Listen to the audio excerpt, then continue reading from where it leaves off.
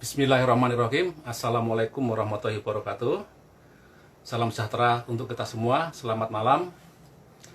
Semoga rekan-rekan semua yang mungkin sesaat lagi akan bergabung ataupun nanti yang akan melihat IGTV setelah ini selesai, semoga selalu dalam keadaan sehat, dilimpahkan keberkahan, kesabaran di masa pandemik seperti ini yang masih harus kita terima dengan sabar, bahwa ini memang bagian dari cerita hidup kita, dan kita yakin bahwa Allah sudah siapkan paket penggantian yang lebih indah nantinya. Oke, terima kasih juga yang telah hadir. Ada beberapa ini, Mbak Dwi Jogja, apa kabar? Belum sempat ketemu kita. Mbak Mei ini setiap minggu selalu hadir, adik kelas kita, Mas Beni. Terima kasih sekali lagi yang telah hadir, dan apresiasi yang sebesar-besarnya, baik yang akan hadir nanti ataupun yang akan nonton cerita-cerita di sini nanti, bahwa upaya-upaya kita untuk akses di media ini, sumber daya yang telah dikeluarkan, waktu, gadget, kuota, dan lain sebagainya, semoga menjadi nilai ibadah kita yang terbaik nantinya. Amin ya robbal alamin. Saya doakan juga yang hadir di sini semoga nanti mendapatkan manfaat gitu ya. Semoga majelis ini, beberapa waktu kita duduk di sini, menjadikan ibadah terbaik kita di hari ini dengan niat yang tulus, bahwa semuanya untuk berbagi ilmu, sharing, dan insya Allah akan berguna bagi orang-orang sekitar kita. Perkenalkan dulu, nama saya Sugeng Utoyo. Bagi yang pertama kali melihatnya ataupun ikut live ataupun nanti yang akan nonton, dan saya asli Semarang dan saya juga lulusan SMK. Seperti tema kita, bahwa kita akan menginspirasi SMK dari sudut SMK ya, sebenarnya bisa untuk siapa saja, karena nilai hidup itu general gitu ya, tapi kami ambil angle dari SMK. Semoga memberikan manfaat bagi semuanya. Rekan-rekan semua, pesan yang akan kami bawa malam ini adalah bahwa yang sering saya ulang-ulang, bahwa anak SMK itu kalau lulus bisa bekerja, bisa nerusin kuliah, bahkan kuliahnya biaya sendiri gitu ya. Terus bahkan bisa langsung kuliah kalau memang langsung ada biayanya dari orang tua, dan bisa juga wirausaha. Bahkan waktu sekolah SMK itu pun sekolah sambil kerja ya. Begitu lulus itu bekerja sambil kuliah. So di sini masalahnya, saya juga pernah ngalamin bahwa banyak tantangan ketika kita kuliah sambil bekerja. Harus bisa pakai seragam kerja sampai malam, bisa tidak mandi, dan lain sebagainya. Mungkin ada yang masih menyelesaikan pendidikannya itu seperti apa, kok banyak hambatan gitu ya. Kemarin episode ketiga kalau nggak salah, bahwa rekan yang sempat menjadi narasumber di sini itu menyelesaikan S1-nya itu hampir 6 tahun, 6 tahun lebih gitu ya. Walaupun dia langsung ambil S2 setelah itu, dan hambatannya ada. Nah, malam ini kami mengundang anak lulusan SMK juga, Mas Beni namanya, yang catatan menyelesaikan kuliah sambil bekerja, bahkan S1-nya beberapa gitu ya, bahkan sampai jenjang master. Nah, semoga cerita ini nanti bisa menjadi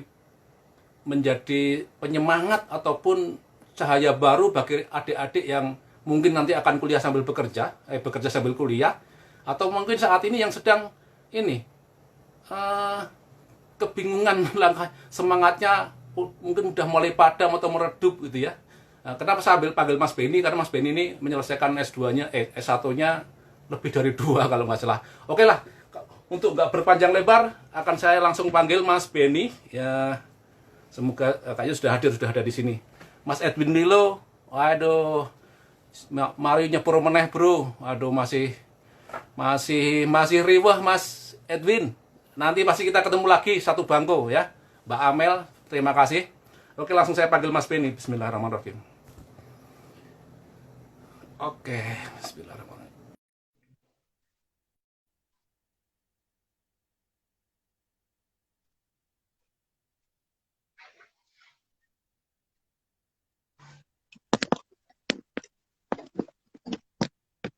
Oke. Assalamualaikum Mas Beni. Waalaikumsalam Pak Aduh, Ugeng. suara saya Kedengeran cek nggak sound suara dulu. saya ini? Wah, suaranya luar biasa. Ini Cek, cek, cek, saya langsung pakai cek, Indosat. cek, cek sound, Waduh, finisher cek, berapa cek kompetisi sound. itu. Dikit medali terus itu. Iya nih, sebagai motivasi Pak Ugeng. Oh, harus karena Kita kita sebutnya Om Ugeng aja ya. siap. Om biar kelihatan keren gitu ya. Biar Siap agak Om mudah. Ugeng. Oke, rekan-rekan semua, sebelum Mas Beni Sorry sorry ini sambil jatuh-jatuh terus nih. sebelum Mas Beni memperkenalkan Oke diri oke. bahwa Mas Beni adalah karyawan yang cukup sibuk, saya juga karyawan. Tadi seperti yang sudah saya sampaikan di depan bahwa beliau ini sekolahnya rajin banget gitu ya. Eh, Panggilan hidup atau apapun, karena kalau udah apa ya, kalau udah iramanya seperti itu sepertinya juga gak ada beban kan gitu ya. Jadi saya panggil khusus di sini untuk inspirasi ini episode ke-7. Tapi mau saya sampaikan pesan dulu bahwa kompetensi di tempat kerja itu penting, tapi menyelesaikan pendidikan itu juga penting. Bila memang sudah berniat dan sudah memulai ya, tuntaskan gitu ya. Karena uh, uh, tidak hanya sekolah formal saja yang membuat orang itu melejit, bahkan hanya sekecil kompetensi itu pun bisa melejitkan orang. Dan contohnya udah banyak. Tadi saya baca di cukup viral, nggak tahu mungkin ada di kelas juga kita Mas Beni yang utak-utak Adobe Acrobat itu malah direkrut sama raksasa software di dunia ya, Adobe. Wah, Masya Allah. Oke Mas Beni, silakan menyapa yang sudah hadir, terus memperkenalkan diri, terus apa sih kegiatan hari-hari, sementara itu dulu. Terima kasih Om Ugeng. Selamat malam para panggilannya apa nih? Halayak atau saudara-saudara atau kaum milenial atau apa ini? Harus ada orang-orang panggilan yang khusus ya Om. bersemangat, orang-orang yang positif. Oke. Oke. Untuk teman-teman yang bersemangat, teman yang berpikiran positif, dan juga saat ini buat teman-teman yang mungkin sedang berada di jenjang SMK atau sudah di industri, tapi juga ingin meningkatkan karir dan lain sebagainya. Perkenalkan, saya Beni Marta Dinata, atau biasa dipanggil Bang Beni. Bang Beni sih kalau diksinya, vokabularinya. Nah, saya di sini saat ini sebagai kepala bengkel di salah satu ATPM terbesar di Indonesia dengan penempatan di Demak sudah 3 tahun ini. Namun perjalanan di bengkel saya ini, saya sudah mengalami perjalanan hampir tahun ke-20 ini Om Ugeng. Jadi bukan yang sifatnya baru anak kemarin sore, tapi memang perjalanannya cukup panjang yang harus saya lewati. Perasaan baru kemarin ya ketemu di depan sekolah, saya bawa mesin-mesin dari Kalimantan tuh ya. Sampai pakai baju krem itu masih klimis. Wah, betul. 2001 betul. Kalau saya. Sebenarnya perkenalan dengan Om Ugeng kalau nggak salah 2002 atau 2003 saat kali pertama ada training di seminar di Hotel Jalan Dr. Cipto. Muria, Muria. Ya. Hotel Muria ya. Waktu itu ada seminar teknologi ya. Nah, Om Ugeng ini sungguh luar biasa. Saya juga ketika ditawari pertama agak grogi nih. Om Ugeng punya jam terbang cukup tinggi, tetapi saya masih unyu-unyu kalau dibanding Om Ugeng. Kenapa saya panggil Om Ugeng? Karena Om Ugeng ini ketika sudah ngisi-ngisi mesin helikopter yang ada di ruang praktek yang sama seperti saya praktek, ternyata kurang lebih udah saya masih usia SD, belum lulus juga Om. Jadi memang pantas lah kalau saya panggil Om Ugeng ya. Ya Om, saya agak tersanjung nih ketika saya dianggap sebagai aktivis organisasi, kemudian saya alhamdulillah sudah menamatkan di 4 jenjang pendidikan. Ya tadi benar Om Ugeng bilang saya sudah lulus di 3 S1, ada gelar sarjana ilmu komunikasi di Universitas Terbuka, keren, Universitas Terbuka. Kemudian saya juga memiliki gelar sarjana komputer Om di Universitas Tikubang, Semarang. Dan juga saya karena kecelakaan sejarah, yaitu saya harus nemenin istri meneruskan kuliah, saya akhirnya kuliah lagi di Universitas Terbuka, tapi jurusannya beda Om. jadi sarjana ekonomi, akhirnya gitu bisa ceritanya. lulus. Dan terakhir saya kuliah di Magister Manajemen Universitas Diponegoro. Katanya kalau belum kuliah di Undip belum jadi orang Semarang, Om. Jadi harus kuliah di Undip lah Aduh, untuk mulai seakan-akan jadi orang di- Semarang dari aku ceritanya dipanggil gitu, Om. aku aja. Nah, ya, nah untuk masalah pendidikan ini memang sebetulnya saya ya istilahnya iseng-iseng aja sih, Om. Masih muda, jomblo, nggak ada kerjaan, punya uang lebih buat apa? Kalau nggak buat kuliah kan ceritanya gitu, Om. Akhirnya saya milih kuliah dan perjalanan kuliah ini memang cukup menantang bagi saya karena terus terang sebagai seorang lulusan SMK yang sudah saya miliki cita-cita untuk melanjutkan studi itu, gegara tantangan utamanya adalah orang tua saya nggak mampu membiayai saya untuk melanjutkan pendidikan sampai level S1, rata 1. Jadi mau nggak mau saya ketika waktu itu SMP saya udah memilih sekolah harus di sekolah vokasi, yaitu sekolah yang kita cintai bersama, STM Bangunan atau yang sekarang terkenal dengan SMK Negeri 7. Dan begitu lulus cita-cita saya cuma satu, saya harus kerja. Setelah kerja baru saya akan kuliah. Karena ternyata di perjalanan waktu apa yang saya lakukan ini benar ternyata. Kenapa saya bilang benar? Karena waktu ketemu dengan Eyang Bagiono, beliau direktur proyek perintis STM Bangunan, di waktu-waktu yang terakhir ini beliau juga justru menyampaikan bahwa yang benar-benar anak SMK itu atau anak STM itu ya harus lulus dulu, kerja. Setelah 2 tahun di dunia pekerjaan, dia merasa nggak nyaman. Dia harus bergerak, harus meningkatkan mulai skillnya jengah gitu ya. dengan cara Mulai jengah. kuliah. Nah, titik balik itulah yang akhirnya saya memantapkan diri untuk ngambil kuliah. Tapi jauh sebelum itu ketika kali pertama saya lulus STM Bangunan di tahun 97, saya sempat kerja 3 bulan di Tangerang. Kemudian saya pindah ke Krakatau Engineering. Disitulah saya mulai merangkai cita-cita untuk kuliah. Bahkan saya waktu itu saya ingat sekali, saya pasang catatan-catatan kemana cita-cita saya mau kuliah di mana aja. Awalnya saya tracing, Om. Jadi koran Kompas waktu itu yang bisa kebeli karena di sana suara mereka nggak ada, akhirnya koran Kompas. Saya lihat tahun 97 itu yang paling banyak apa pilihan-pilihan pekerjaannya. Kemudian saya sesuaikan dengan passion saya. Saya tuh pengen kuliah jurusan apa sih? Akhirnya ketemu ada 3, Om. Yang pertama jelas teknik mesin. Kenapa kan teknik mesin? Karena saya jelas lulusan dari mesin otomotif, mau nggak mau supaya linier keren-kerenannya itu kan harus teknik mesin. Lagian ketika saya di Cilegon itu sebetulnya saya sudah pindah jalur, Om, karena saya bekerja di bidang teknik permesinan. Padahal saya jelas-jelas saya lulusan teknik mesin otomotif atau sekarang biasa disebut perawatan PKR, gitu ya. teknik kendaraan. Perawatan ke konstruksi. Ya, perawat kendaraan. Kalau sekarang karena PMPO, perawatan dan manajemen dan perawatan otomotif, yang lebih kerennya seperti itu. Karena jenjang kita kan 4 tahun. Nah, selepas teknik mesin yang menjadi cita-cita saya, di lowongan-lowongan itu banyak sekali tertulis kebutuhan akan tenaga komputer, jurusan teknik informatika. Nah, itu jadi pilihan kedua saya adalah teknik komputer tentunya. Dan yang menarik sebetulnya ada jurusan ketiga yang saya pilih, dan itu sudah saya catat, saya tempelkan di dinding sebagai motivasi saya, yaitu jurusan ilmu psikologi. Sama seperti yang dipelajari oleh Om Ugeng ini ya. Om Ugeng ini juga salah satu S2-nya luar biasa nih, jurusannya psikologi. Saya jadi, wow, amazing nih. Dan itu menjadi pemacu saya. Tetapi ketika di Cilegon, hasrat untuk kuliah ini saya sangat terbatas, karena keterbatasan waktu dan, mohon maaf, biaya. Sehingga ketika kontrak habis, setelah 3 tahun, saya memutuskan untuk tidak melanjutkan kontrak. Saya pulang ke Jawa, dan alasan saya mengundurkan diri jelas adalah supaya saya bisa kuliah.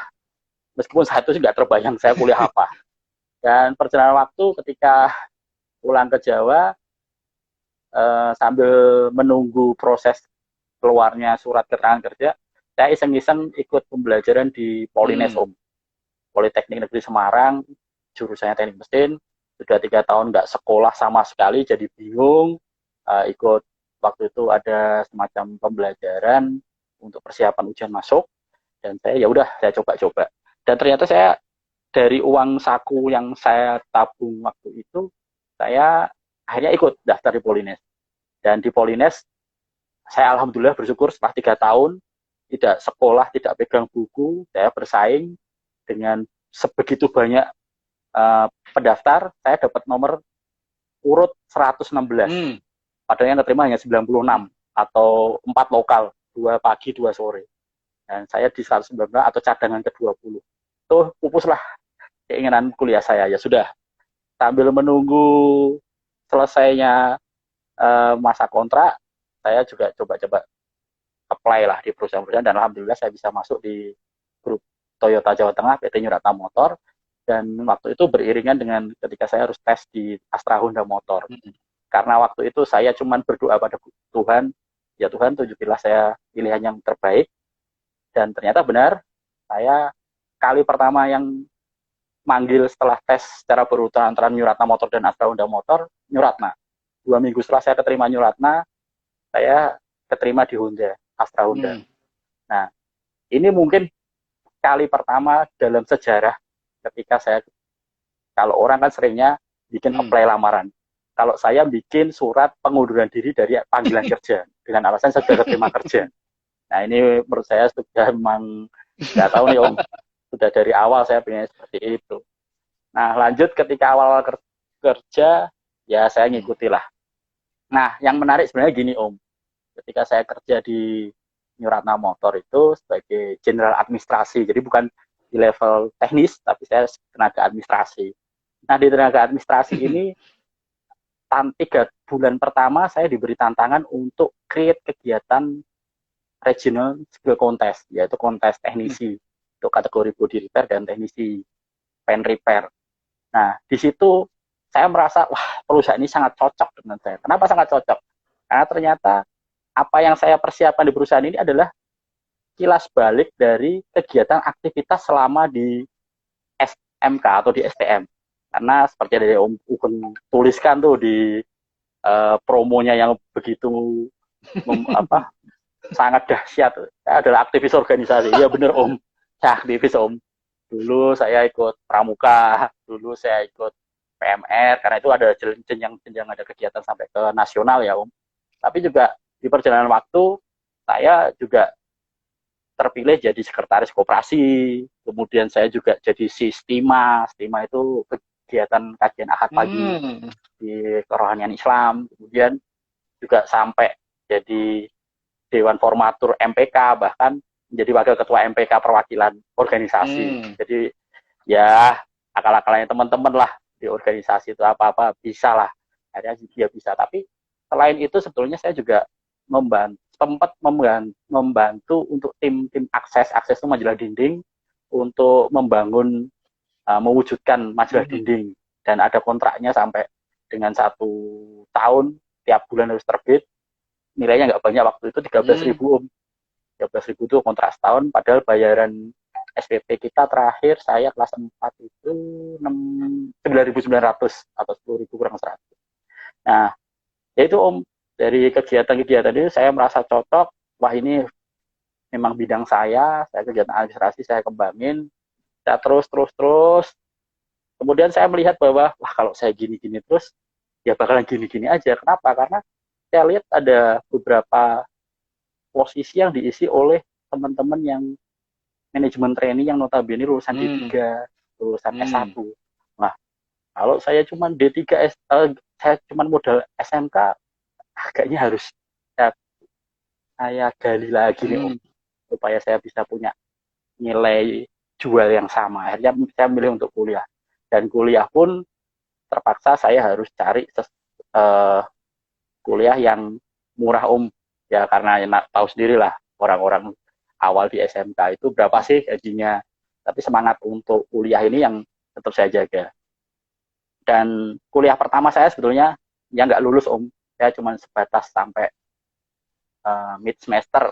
Kenapa sampai mid semester? Karena saya protes ketika semester pertama saya kuliah dalam ruang besar, jurusannya manajemen sih, dikumpulkan dengan teman-teman jurusan akuntansi, kelas besar, saya selalu datang terlambat, duduk terakhir sendiri, dan ketika ujian mid, contoh-contohan, tak biasa kan, kalau kelas karyawan kan selalu seperti itu. Padahal dalam jiwa saya, kuliah kok kayak gini sih, saya harusnya nggak seperti ini dong. Akhirnya saya mengundurkan diri lah, cukup satu mid semester, meskipun kemudian disuratin untuk melanjutkan terus, tapi saya memilih untuk tidak melanjutkan.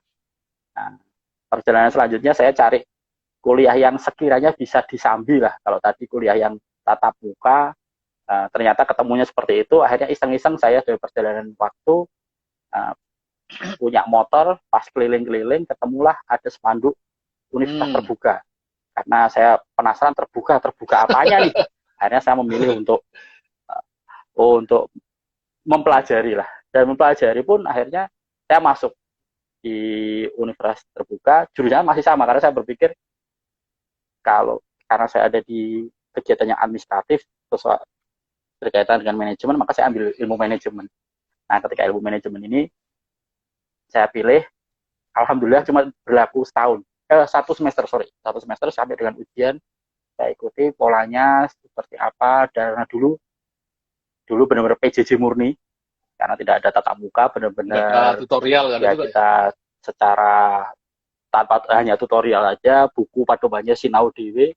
Saya merasa gerah, ya sinau belajar seperti ini kurang nih, saya harus tatap muka karena yang namanya pembelajaran menurut saya selain daring ya harus ada ketemunya, ada sentuhannya, ada keinginan untuk komunikasi, bertanya ketika kita ketemu masalah ini bla bla bla. Akhirnya saya ambil kuliah di Unisbank, dan di Unisbank itu ceritanya juga sekali lagi cari yang paling murah karena harapan saya inginnya aja Udinus, tapi ya saya merasa waktu itu mahal, Udinus harus bayar uang muka 7,5. Akhirnya saya masuk di Unisbank. Di Unisbank hanya bayar 4.195.000, saya ingat sekali. Dan lucunya ketika wawancara sebetulnya wawancara itu harus mendatangkan orang tua wali murid. Tapi karena saya nggak baca, akhirnya saya cuma datang pada saat wawancara, saya ditanyain, lah orang tuanya mana? Loh Bu, kenapa orang tua? Lah kan ini harus dengan orang tua. Lah kenapa? Balik lagi saya tanya, kenapa harus dengan orang tua? Karena yang membiayai siapa? Saya membiayai sendiri. Ya sudah, akhirnya berjalan lancar wawancaranya, dan pada saat pengumuman saya juga surprise bener nih karena ketika saya lihat tahun pengumuman, nama saya dari bawah tuh nggak ada. Saya sadar udah 6 tahun lulus, tak cari nama saya nggak ada. Aduh, saya pasti nggak lulus. Ya sudah, naik, nggak tahu ya nama saya paling atas sendiri ternyata saya masih bisa ya bersaing ya. Udah 6 tahun nggak pegang buku, dalam artian dalam tidak sekolah, dibandingkan fresh graduate saya bisa akhirnya keterima di Unisbank dengan peringkat 1 seleksi waktu itu. Ya sudahlah, saya ambil kelas sore masuk. Nah, jadi karena saya sudah memantapkan diri ngambil kelas komputer, seperti tadi yang saya sampaikan, keinginan saya di poin kedua adalah kelas komputer, ya sudah saya milih ke komputer. Tapi UT-nya ini mau saya tak lepasin kok, eman-eman banget. Akhirnya saya, karena waktu itu nggak ada yang dampingi, ya saya model nekat Jadi nekatnya adalah ya tak jalani dua-duanya lah. Saya ingin tahu apa sih bedanya antara sekolah yang tatap muka dengan sekolah yang non tatap muka. Dan akhirnya dua berjalan, cuma di UT ini nggak tak lanjut di manajemennya, tak pindah ke ilmu komunikasi. Kenapa? Karena saya lihat ketika di kerjaan, kebetulan saya dekat dengan teman-teman yang ada di Markom, mejanya berdekatan, wah dunianya ilmu komunikasi seru nih. Ya udahlah, aku tak belajar komunikasi ya. Akhirnya saya belajar komunikasi. Nah, jadi paralel jalan. 2003 saya masuk Unisbank, tadi di UT sejak 2002, paralel, lulusnya akhirnya barengan tahun 2007, dan wisudanya jeda seminggu. Jadi duluan di UT Jakarta, waktu itu masih ada wisuda di Jakarta untuk yang dari daerah, kemudian seminggu berikutnya di Unisbank. Nah, selama di UT karena memang benar-benar kelas terbuka, nggak ada kesempatan tatap muka, saya pun tetap jadi aktivis karena saya jadi aktivis di luar apa namanya bayangannya lah, karena yang saya ikuti adalah aktivitas paduan suara. Wah, ini suatu yang saya nggak punya basic seni, tapi saya harus ikut paduan suara. Tapi yang saya ikuti hanya kemauan untuk belajarnya, itulah yang saya pegang, dan akhirnya saya bisa bergabung, bahkan tampil sampai ke wisuda di Jakarta pun sempat tampil. Dan juga yang seru di UT waktu itu ada kegiatan di sport seni, saya dipilih untuk menjadi koordinator teman-teman, dan 2 kali lagi, 2003 ada di sport seni di Surabaya, dan 2005 di Pontianak. Hingga kali pertama saya naik pesawat ya waktu kegiatan UT itu. Artinya aktivitas sejak STM tak lanjutin sampai di jenjang pendidikan tinggi. Nah, sayangnya di Unisbank saya coba cari-cari waktu yang pas, kok nggak ada, ya sudahlah. Memang mungkin bukan, Unisbank ini belum klik lah dengan saya untuk kegiatan. Oke, Mas Beni. Nah, lulus Oke, 2007. bentar. Ini Ya, gimana? saya wrap up dulu biar intinya itu nanti ke Siap. adik-adik atau siapapun jangan dengarkan di sini. Rekan-rekan semua, Yes. saya selalu berulang-ulang bahwa memang ini cerita tentang Mas Beni, gitu ya. Cerita tentang Mas Beni. Tapi sebenarnya bukan tentang Mas Beni, juga bukan tentang saya ya. Ini cuma semata-mata Allah titipkan pengalaman Mas Beni yang sudah diceritakan cukup heroik tadi, dan niatan kami, saya mengajak bahwa, oh iya, titipan-titipan Allah ini, mari yuk kita kembalikan ke Allah lagi, ilmunya kita kembalikan ke sumbernya lagi, dengan cara apa? Salah satunya karena zaman now, ya siaran seperti ini. Dulu saya cita-cita pengen jadi penyiar radio Gajah Mada, Mas. Jadi keturutannya itu jadi penyiar Instagram.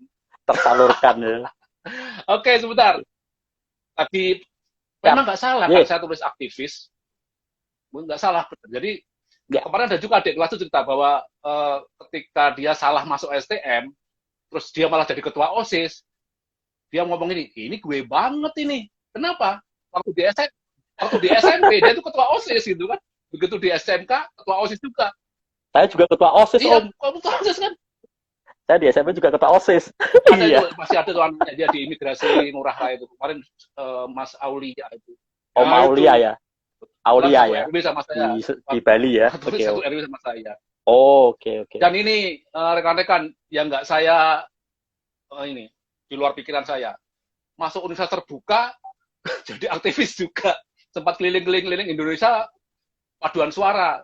Mesti teman-teman di sini nggak nyampe pikirannya sampai sana nih. Ini sudah banyak yang join nih, Mas Adit, Mbak Arsifa, siapa lagi nih ya? Okay. Tadi ada rekan sepur saya tadi, Mas Lilo, Kla Project, Mas Ari Ardian, Mas Rusdi join, Yuki adik kelas saya tuh Om Niko. So rekan-rekan sangat menarik bahwa dunia Allah itu sangat luas banget, dan ketika kita cerita kebajikan, betul, itu sudutnya itu ada aja. Bahkan saya mengibaratkan gini, kebaikan itu 360 derajat dibagi 0,00 sekian, kan jadinya nggak terhingga. So, rekan-rekan, adik kelas kita juga, yang sedang berjuang juga, jangan takut memulai satu. Artinya apa? Tidak ada alasan untuk tidak selalu mengembangkan diri. Kuliah hanya salah satu formal saja. Karena tadi saya ceritakan bahwa orang mengambil satu angle kecil aja, cuma untak-untak Adobe Acrobat, atau kayak Mas Arfian yang Salatiga itu cuma utak-utak software engineering, mendunia mereka.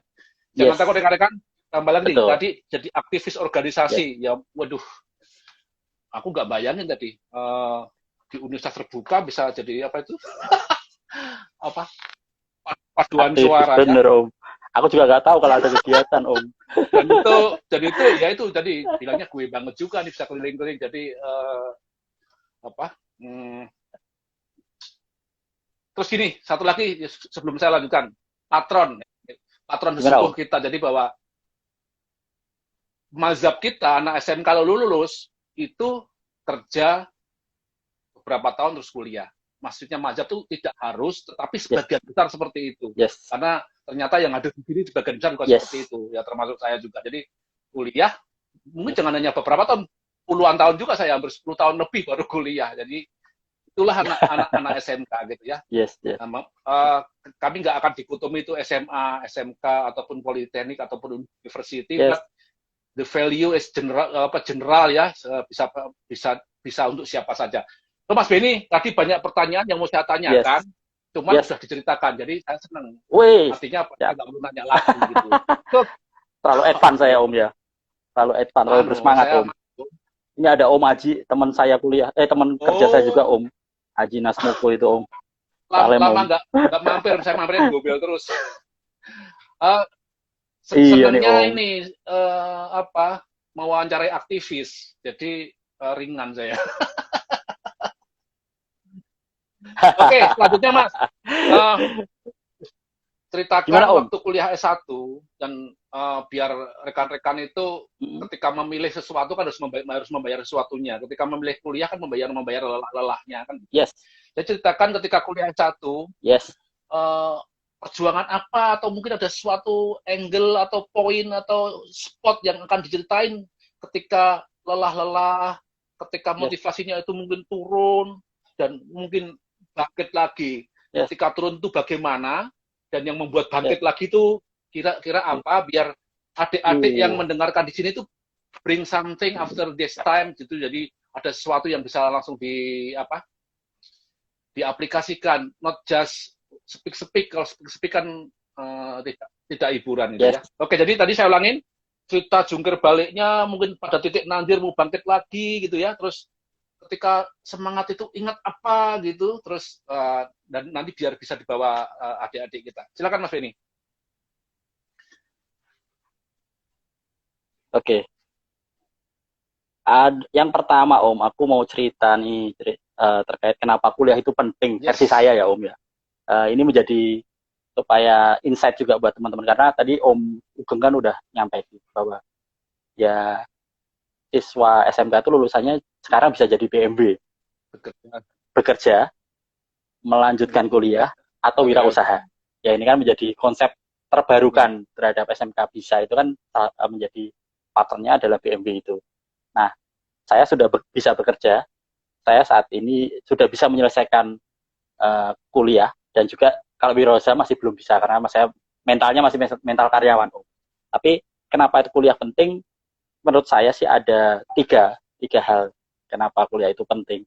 Karena yang pertama, sesuai dengan pekerjaan kita, selalu yang namanya perkembangan di pekerjaan itu akan selalu meningkat, dan kita untuk selalu matching maka kita harus selalu meningkatkan kompetensinya. Nah, kuliah itu adalah salah satu untuk bagian dari peningkatan kompetensi sesuai dengan lini bisnis yang kita kerjakan. Nah, ketika kita bisa dengan kuliah yang linear itu akan bisa lebih oke. Namun ternyata bidang-bidang pendidikan yang ada di Indonesia ini belum tentu support semuanya, karena ada pembelajaran misalnya teknik mesin yang saya cita-citakan tidak bisa kalau hanya disambi dengan bekerja, karena kalau sudah vokasi itu memang butuh biaya mahal untuk biaya prakteknya, dan waktunya mungkin nggak bisa hanya samben di sore hari yang sangat terbatas. Sehingga ketika saya kuliah, saya akhirnya ambil ilmu yang di luar bidang kompetensi saya, tapi masih linear dengan pekerjaan saya. Makanya ada ilmu komunikasi yang ambil, manajemen saya ambil, komputer saya ambil, karena itu juga bagian dari memperluas wawasan juga. Istilahnya ini ya, menjadi hal utama adalah update ya. Nice. Betul. Terus yang kedua, yang terpenting adalah kita persiapan akan karir, next career. Karir path kan pasti sudah ada di masing-masing perusahaan. Nah, paling tidak kalau kita sudah punya modal atas pendidikan yang kita raih, itu ketika ada peluang-peluang baik secara internal perusahaan maupun eksternal, mohon maaf, itu akan mudah teraih karena kita sudah punya modal dulu. Karena ijazah itu sebenarnya kan hanya kunci masuk, Om. Setelahnya begitu kita sudah masuk, peningkatan kompetensi kita itu yang lebih dibutuhkan di perusahaan. Nah, kalau kita nggak punya kunci masuk pasnya saja, gate pasnya juga dapat, bagaimana kita bisa dapat di posisi tersebut? Nah, sehingga kuliah ini bagian dari proses untuk mendapatkan gate pass minimal tersebut. Requirement misalnya ya. Minimum. Betul, Om. Nah, yang ketiga, yang kenapa kuliah itu penting adalah memperluas jejaring. Karena kalau kita di pekerjaan yang ada, mungkin hanya terbatas. Orangnya itu saja. Keluarga dua kita itu kalau di dalam kehidupan nyata itu ya keluarga di rumah sama keluarga di kantor. Tapi terbatas itu saja. Tapi dengan ada kuliah, kita ada jejaring baru, ada koneksi-koneksi terbarukan, kita bisa semakin berkembang lagi. Karena entah bidangnya apapun, teman baru tentu peluang-peluang yang terbuka di luar akan semakin banyak. Dan yang tak kalah pentingnya itu sebetulnya Bahasa saya itu ruang sosial, Yang memperbanyak hal ruang penting itu sosial. bagi betul memperoleh ruang sosial. Dan kaitannya sama aktivitas lagi Om. Banyak aktivitas yang masih bisa dikasih. Ada alasan lah keluar keluar rumah ada kegiatan ada alasan lah. Iya. Dan yang sebenarnya jejaring itu juga bagi jombloan-jombloan itu bisa mendapatkan jodoh lah. Salah satunya kan teman-teman kuliah kan. Jadi itu sih 3 hal yang terkait dengan kuliah. Nah, kenapa itu kuliah penting? Tadi udah saya sampaikan, itu menjadi hal yang jadi tolok ukur kita untuk memilih untuk melanjutkan studi. Nah, kalau tadi bicara kalau ada hambatan pasti ada hambatan, ada kondisi-kondisi yang tidak diinginkan pasti ada. Makanya kita perlu ada strategi nih Om untuk bisa berhasil. Jadi ini strategi ini menurut saya pasti menjadi modal lah sehingga kita bisa lebih pede untuk melanjutkan. Saya sempat menyarikan sih ada 4 strategi sih. Strategi yang pertama adalah bulatkan tekad dan tentukan tujuan. Nah ini menjadi penting ketika kita bisa memastikan diri. Aku kuliah saja nih gue sih. Saya kuliah itu untuk apa? Apakah untuk yang benar ngejar karir atau untuk modal-modalnya? Karena ternyata di lingkungan kerja tim kami di Timnas Mutu ini juga ada banyak juga lulusan karena teknisi itu pasti sumbernya ada SMK. Tapi ternyata banyak juga anak-anak SMK yang ada bu guru kita Bu Tini nih, halo gitu ya. Aduh, Mbak Tini nih.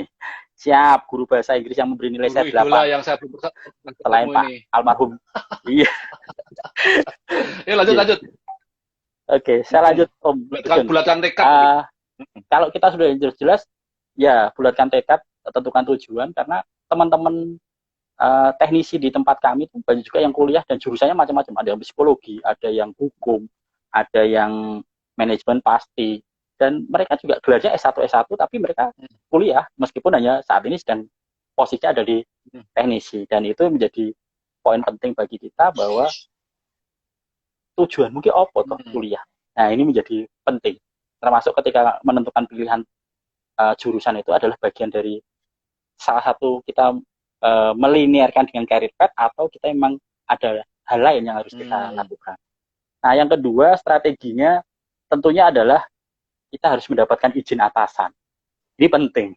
Karena mohon maaf saya pernah berada di lingkungan yang benar-benar tidak mensupport untuk menambah ilmu atau kuliah. Kenapa?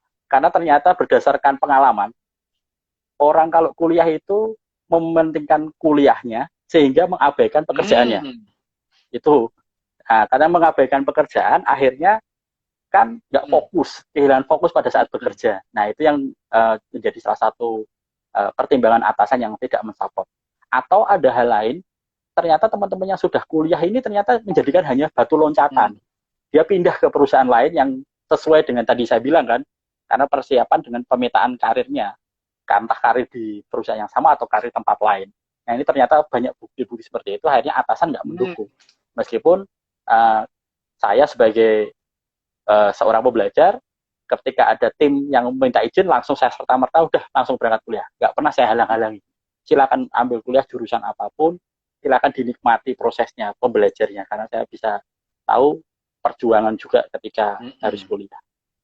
Strategi yang ketiga, ketika kita malas, ketika kita stuck, pasti kita dihadapkan pada kondisi-kondisi yang nyaman. Bahkan saya pun bukan termasuk tipikal yang menyelesaikan studi tepat waktu di tingkat S2. Kenapa? Karena memang kesulitan untuk melakukan pengolahan data.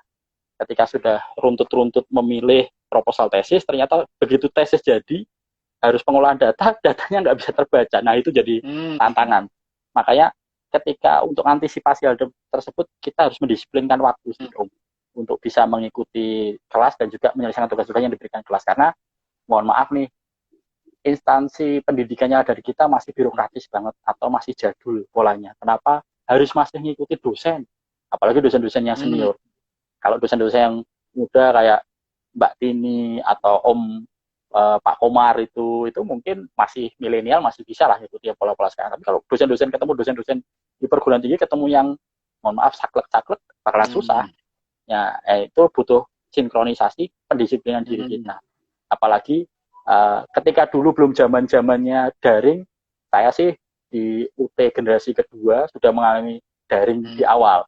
Jadi ketika sekarang lagi pada sibuk, saya sudah pernah ngalami dulu dan pendisiplinan untuk mengerjakan tugas yang diberikan itu adalah hal juga untuk bisa menyelesaikan studi di tingkat lanjut. Dan yang tak kalah penting adalah alokasi sumber daya nih. Sumber daya ini salah satunya dana masih. Karena teman-teman karyawan bonus dengan karyawan insentif yang diterima bulanan pasti akan beda strateginya. Karena dulu karena saya termasuk kalangan bonus, maka tiap akhir tahun mendapat bonus langsung saya alokasikan, oh ini untuk bayar semester berikutnya dalam dua semester yang akan datang. Karena jelas saya tidak bisa mendapatkan insentif tiap bulanan yang bisa untuk bayar bulanan. Nah itu adalah bagian dari strategi-strategi yang saya lakukan sih untuk mendapatkan penyelesaian tepat waktu, ya kan. Karena keren. Pada waktu S1 Unisbank saya benar-benar tepat waktu, bahkan di semester 7 saya sudah menyelesaikan skripsi, hanya 1 semester doang. Bahkan mungkin kalau secara hitungan nggak lebih dari 3 bulan, 2,5 bulan. Dan ketika tesis pun setelah mendapatkan pencerahan atas pengolahan data yang bisa saya lakukan, saya pun bisa menyelesaikan dalam kurun waktu 2 bulan sih. Effort yang luar biasa dan bisa terselesaikan. Nantinya semangat dari dalam itulah yang penting. Karena hambatan itu seringnya memang dari luar, dari atasan, adanya pekerjaan karena proyek-proyek atau apapun juga. Sip. Ini. Nah, tinggal kita kembali lagi. Saya kuatkan lagi. Om? Bulatkan tekad dan tujuannya apa aja itu harus penting karena pasti harus ada tujuan. Kedua, saya jadi ingat waktu saya masih kuliah S1 itu izin atasan, dan kalau kita baik-baik dan memang niatnya bagus, atasan tuh gampang aja. Saya masih ingat atasan saya itu bahwa kan waktu gini Mas Beni, setiap ujian akhir semester itu posisinya saya pasti di Bandung karena meeting. Itu ada berapa tahun itu? Berarti 3 ya. Jadi saya itu malam dari Bandung ke Jakarta gitu, terus sorenya malamnya itu ke Bandung lagi itu sampai malam sampai Bandung jam 12 malam gitu. Terus sorenya ya nggak tiap hari sih waktu itu sih ya memang betul izin atasan. Dan kalau saya dulu punya anggota tim juga kuliah, saya bilang gini, kuliah itu nggak selamanya. Kalau kita memperlancar dia bagus untuk kita juga. Dan paling kan ya 4 tahun paling lama atau apa kan, jadi nggak selamanya kuliah kan gitu. Ketiga, disiplin waktu memang betul. Disiplin waktu itu supaya polanya terbentuk. Kalau udah pola terbentuk, kita jalannya jadi ringan jalaninya kan. Kalau nggak ada polanya kan berantakan terus itu, nunjang palang kan gitu ya. Terus tentunya sumber daya ya. Sumber daya ini kalau yang memang legan sih sultan gitu ya. Jadi banyak apa-apa nggak masalah. Tapi kalau yang sudah terbagi-bagi dengan keluarga, mikir juga kan tuh. Kayak saya dulu gantian sama anak kan, gitu anaknya kuliah ya udah selesai kan. Oke, Mas Beni. Jangan salah Om. Apa? Jangan salah, masalah sumber daya ini saya lulus kuliah justru semua pada saat kondisi sudah berkeluarga Om. Jadi saya menikahi mahasiswi juga karena istri saya waktu itu belum lulus, dan akhirnya ketika sudah menikah kita berbagi sumber daya untuk melanjutkan studi masing-masing. Dan salah satu ikhtiar pembelajaran di keluarga kami, alhamdulillah istri saya meskipun ya nggak selesai skripsi di UNES, tetapi akhirnya menyelesaikan S2 juga di USM. Nah, S1 juga harus berdarah-darah, saya selesaikan di Untak, kemudian S2-nya di USM. Ini adalah suatu perjuangan karena semangat pembelajaran saya ini tidak hanya untuk saya, tapi saya juga mengajak serta istri, dan alhamdulillah istri saya juga bisa menyelesaikan studinya dan sama-sama di S2. Saya sih lagi berikhtiar nih Om, pengen jadi doktoral lah, ngambil kuliah S3, tapi masih belum dapat izin nih. Saya nggak tahu nih. Saya kalau yang namanya kayak kemarin ada Om Hendy yang doktoral, memang di linear dengan pekerjaannya sebagai dosen, oke lah. Tapi kalau yang pekerjaan non dosen bisa doktoral kan masih menjadi cita-cita saya nih untuk menyelesaikan. Tapi entah kapan. Tapi intinya saya tetap masih punya cita-cita. Amin. Semoga gitu. Ini semoga segera dimudahkan urusannya. Saya jadi ingat tadi menikahi mahasiswi. Yes. Kemarin kan waktu ikut kelas Gimana? online itu ada apa ya? Yes. Om Mikel dari Malang. Jadi dia tuh kuliah hampir 14 semester. Terus di semester ke-12 itu dia nikah gitu, terus menikah, terus istrinya membantu menyelesaikan skripsinya. Jadi membantu mengetikkan atau apa. Ada kerjasama ya. Temannya anak Malang tuh. Jadi akhirnya lulus. Kalau istri saya bantunya bukan bantu skripsi, tapi berikan kesempatan saya menyelesaikan skripsinya. Itu luar biasa karena ketika S1 di Unisbank, saya kebetulan dapat dosen-dosen yang enak, sehingga pagi saya setorkan, sore dapat approval, saya pindahkan ke dosen pembimbing 2, besoknya saya ambil, malamnya saya kerjakan, paginya saya masukkan lagi ke pembimbing 1, dan itu secara simultan bisa saya lakukan sehingga bisa lebih cepat. Ya tetap apa namanya, bejo nih tetap itu ada. Masya Allah. Ya ketika bejo bisa dapat ceritanya daging semua nih, nggak ada lemaknya nih. Nanti kalau dengerin generasi muda nih, saya nyapa yang hadir dulu nih, Bu Tini. Ya Allah, istrinya juga luar biasa. Oh, suaminya luar biasa. Yo, ngikutin loh. Siapa lagi nih? Bayu Krishna. Oh, kirim tanda cinta di mata. Terus Sanjung Nurdian, jempol. Oh, itu anggota tim saya tuh, Om. PMR maupun Naspuko Demak, Om. Aktivis apa? Saya belum sempat main ke Naspuko Demak ya. Luar biasa Mas Benny, Bu Suwartini. Oke. Oh, Bang Moh ngasih kebuli. Ya Allah, Bang Moh apa kabar? Ye. Apa kabar orang Bintaro ya kan? Ini saya juga pernah mampir ke Om Muhammad apa? Bang Moh ini pernah nginep di sana juga. Ya. Dibantuin luar biasa tuh. Ada anggota juga Ari dari Adaru jauh sana dari Kalimantan. Oke, Mas. Sekarang kita listrik udah banyak banget tadi. Yang ini mengikuti pentingnya mengikuti updating ya, tadi yang tadi saya ulangin, teman-teman nanti bisa lihat lagi di TV Instagramnya ya. Oke, ini kita agak maju dikit karena ini ada pertanyaan Om. Oh, iya. Jawab dulu aja tuh. Itu ini pelanggan tiap minggu itu. Aduh, Pak Benny. Oke, Mas. Ya, secara prinsip membalance itu memang bukan pekerjaan yang instan. Kita memang harus bisa memisahkan bahwa oh ini saatnya kuliah, oh ini saatnya bekerja, dan oh ini saatnya keluarga. Kenapa? Kalau kita sering campur adukkan, jadinya malah nggak selesai sama sekali. Tapi ketika kita bisa memisahkan pikiran kita bisa untuk mengalokasikan keberhasilan masing-masing. Nah, biasanya untuk pekerjaan saya fokus ya pada saat kerja ya isinya kerja. Sampai begitu tank pulang ya saya itu fokus untuk kerja, 100% untuk kerja. Ketika saya harus kuliah malam, ya saya selesaikan di kuliah malam. Menguras pikiran untuk hanya berdiskusi, mengerjakan tugas, mendengarkan arahan dari dosen dan lain sebagainya. Begitu balik keluarga ya saya harus 100% untuk keluarga. Kata kuncinya sih menurut saya adalah kita lakukan dengan 100%. Karena kalau kita bisa melakukan dengan tekun, dengan pedoman tekan yang benar, maka kita akan tekan. Tekun, tekan itu menjadi salah satu falsafah Jawa yang bisa saya lakukan. Saya. Kurang lebih gitu, Bu Meivika Fadilah. Ini adik kelas membalas memang adik kelas. Ya, siap. Oke, Mas Benny. Intinya berikanlah 100%. Waktu kurang 10 menit lagi, tapi gimana? Ini kita gini.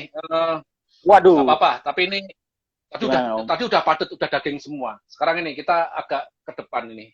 Jadi gini, menurut Mas Benny, era sekarang ini kan era yang saya bilangnya era unknown, era yang susah dimengerti. Yang tadinya itu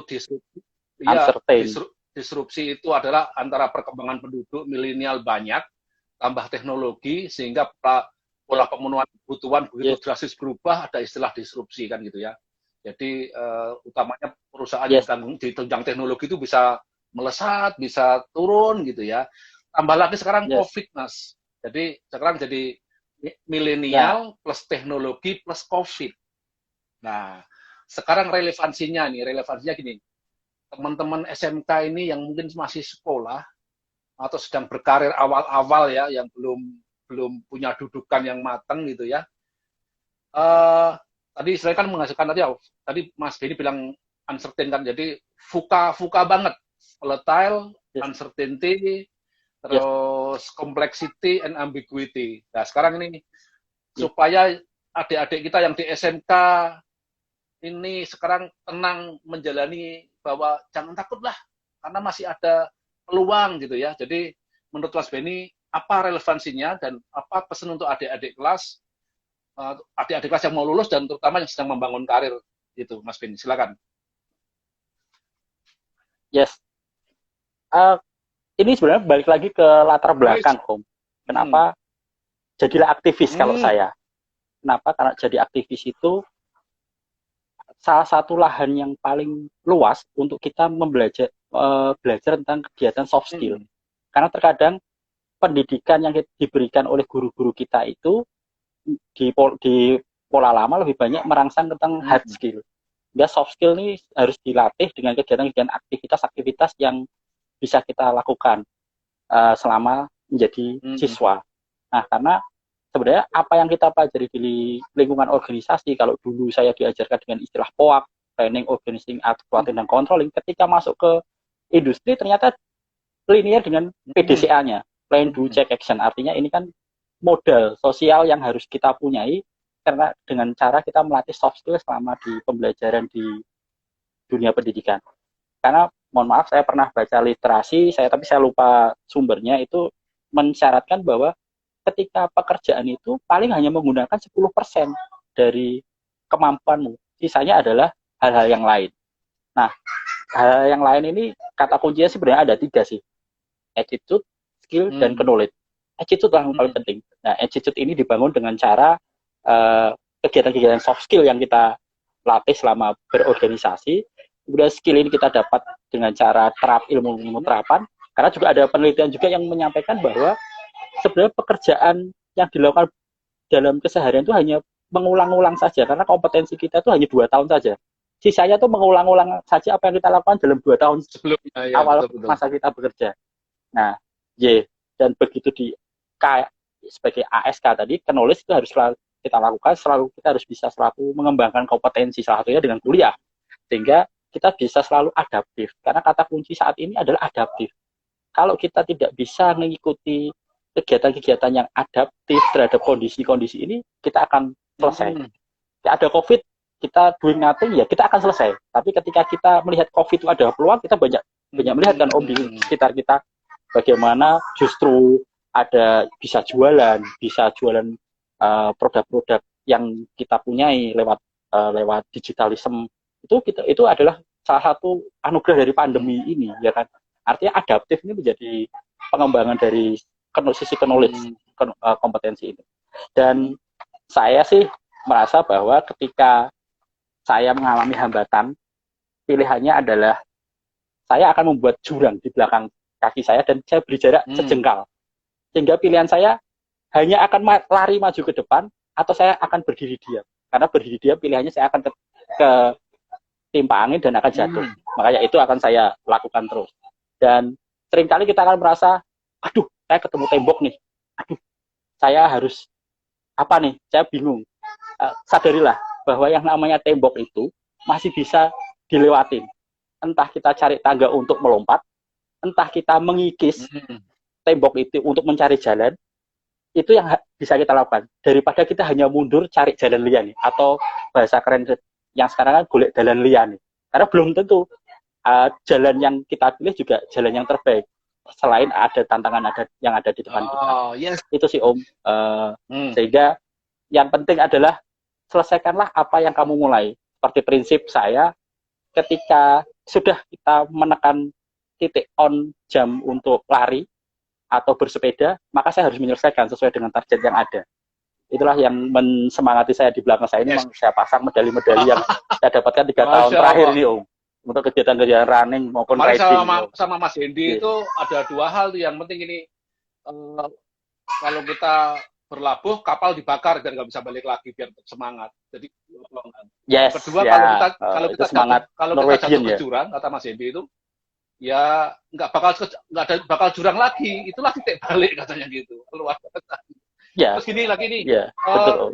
network ya. Tadi gini, Gimana apa Om? yang penting tadi Yes, kan kuliah itu untuk network. Kembali lagi ketika kita bicara ke masa depan adalah yes, network. Betul. Karena apa? Kita bertemu banyak orang itu wawasannya yes, bertambah, peluang juga ya, bertambah, gitu ya. ya, Jadi orang-orang baru itu betul. saya rasakan 2 tahun terakhir ini juga teman saya banyak banget ada di mana-mana karena saya menekuni juga aktivis di luar yang menyalurkan energi. Terus mengenai betul tadi Yes, 10% itu ilmu skill yang kita ulang-ulang dan 90%-nya itu biasanya kan ada interpersonal skill.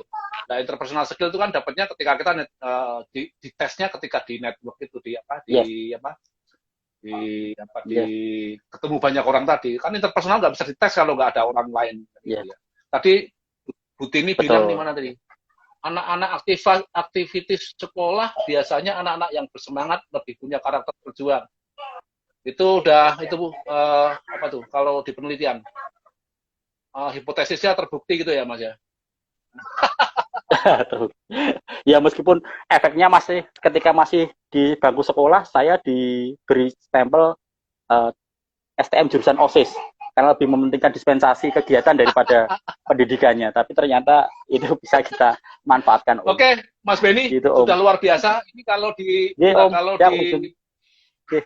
di verbatim tuh ya omongan apa kata-kata Mas Beni Yes. ditulis sudah jadi satu buku itu. Jadi selamat membuat buku Mas Beni karena apa? Matur nuwun Pak Beni, Siap Pak Sugeng, doanya Om. matur nuwun. Dan nanti didengerin lagi jadi buku nih. Siap. Langsung aja saya mau Ya Om. sarankan gini, rekan-rekan, ini bukan tentang Mas Beni, tentang Mas Beni udah berlalu. Mungkin Mas Beni akan bikin berita baru lagi. Dan ini ada tentang mengembalikan titipan Allah yang kebetulan Mas Beni dikasihkan kekuatan untuk menerimanya kan gitu ya, diberi kekuatan untuk menerimanya dan Yes. ilmu itu dikembalikan lagi ke sumbernya. Salah satunya dalam bentuk seperti ini. Semoga menjadi berkah bagi semua dan Yes. khususon ilah sasarannya adalah Om. adik-adik SMK. So, Ya Om. Sorry mohon Om. maaf kalau ada yang salah. Sekarang closing speak dari Mas Beni sebelum kita berpisah. Closing speak, mungkin ada yang disarikan dan langsung bisa dibawa lagi lah adik-adik kita ini. Silakan. Ya, buat teman-teman SMK yang saat ini sedang meniti karir atau calon lulusan SMK, tetaplah fokus pada apa yang teman-teman harapkan, teman-teman inginkan, teman-teman tuju. Karena ketika teman-teman sudah mensarikan dalam bentuk tulisan, insya Allah semesta akan mendukung. Ada jalan-jalan Tuhan yang akan ditunjukkan untuk memenuhi apa yang teman-teman inginkan, teman-teman idamkan. Hanya itu Om, dan saya sampaikan terima kasih karena sudah memberi kesempatan saya untuk berbicara di forumnya Om Ugeng yang sangat luar biasa ini. Saya kemarin dapat quote bagus dari senior kita, Mas Wigrantoro. Lupa ya, tulis nanti ya. Berikanlah sesuatu tanpa itu Pak tulis. berikanlah sesuatu tanpa harus berikanlah sesuatu tanpa harus merasa mengurangi apa yang kamu miliki. Jadi semacam sodakoh nih Om. Jadi ini bagian dari sodakoh ilmu. Mas Wigrantoro salah satu mentor saya.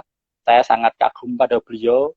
Punya gelar sedemikian banyaknya, sedemikian variatifnya, bahkan gelarnya nggak cuma S1, S2 beberapa, juga S3, doktoral saya lihat juga sebentar lagi juga 2 kalau nggak salah. Salam untuk teman-teman semua. Mari tetap kita bersemangat bahwa SMK bisa, SMK hebat. Makasih. Mas Beni saya juga minta tolong nih, nanti kalau ada narasumber saya disodorin ya. Kalau ada narasumber saya disodorin. Yes. Oh gitu. Yes. Masih banyak teman-teman kita Om yang ada di sekitar kita. Tinggal perkenan beliau aja sih. Yang menurut saya masih bisa. Nanti meluasnya bisa ke SMK yang lain juga. Mbak Mei bilang noted Pak Beni, Pak Sugeng matur nuwun sami-sami. Bu Tini, saya kangen juga nih walaupun belum pernah ketemu. STM jurusan OSIS betul. Dan untuk semua, semoga yang hadir ini merupakan majelis yang insya Allah menjadi ibadah terbaik kita malam ini. Siapa tahu ini menjadi salah satu yang mempermudah kita nanti melangkah menyusuri jalan hidup kita nanti, menyempurnakan kita, karena kita meniatkan sesuatu bukan untuk kita sendiri, tapi meniatkan sesuatu adalah untuk orang-orang sekitar kita.